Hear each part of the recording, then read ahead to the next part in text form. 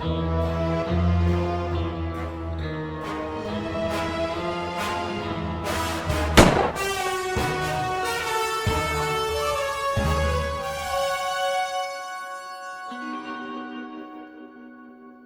Time to Die was released on October 8th, and since that is the final Daniel Craig James Bond movie, today I'm going to rank all 5 Daniel Craig Bond movies from the worst to the best.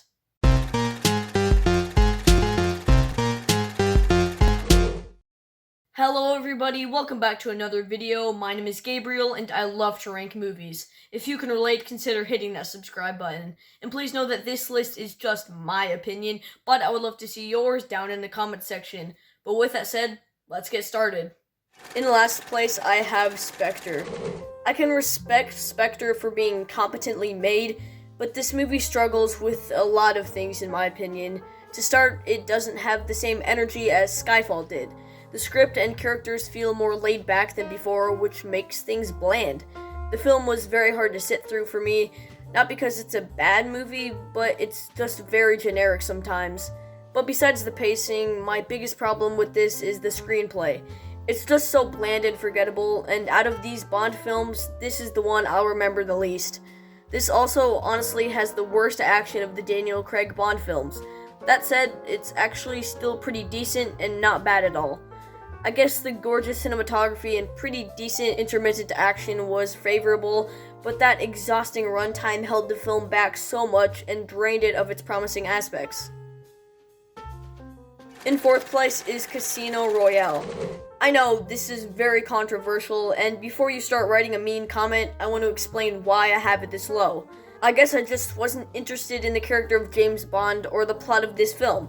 It felt too complicated even for a spy espionage film. It wasn't Daniel Craig's fault at all for me not liking the character of James Bond. His performance was amazing. I just feel like his character should have been more likable, and I wasn't really rooting for him. I would be mad if he died, but something about him just didn't click with me. Something about the whole film didn't click with me. As for the action, it was really good. The special effects and cinematography were well done, but my lack of interest in the rest of the film caused me to not enjoy the film as a whole, despite the action being great. Casino Royale was just an okay movie, and I just wasn't a big fan of it. In third place is Quantum of Solace. Yeah, I actually like this more than Casino Royale. It actually made me not as negative on that film after watching this. While Casino Royale introduced Daniel Craig as Bond, I believe Quantum of Solace layered and built upon his character even more from that firm foundation they created in the first. The action and set pieces in Quantum of Solace aren't quite as great as they were in the previous film, but they're still entertaining and pretty nice to look at. Although the action is entertaining, it's kind of messy sometimes and definitely bland.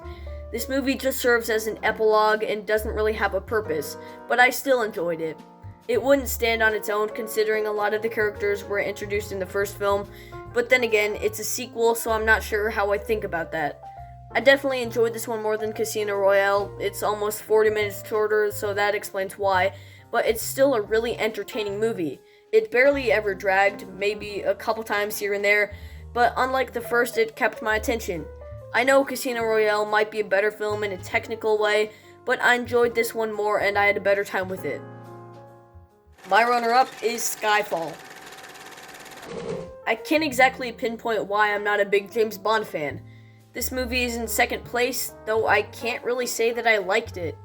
Daniel Craig is awesome, all of the action is great, the musical score is continuously amazing, but most of the movies, except for my number one pick, just don't interest me.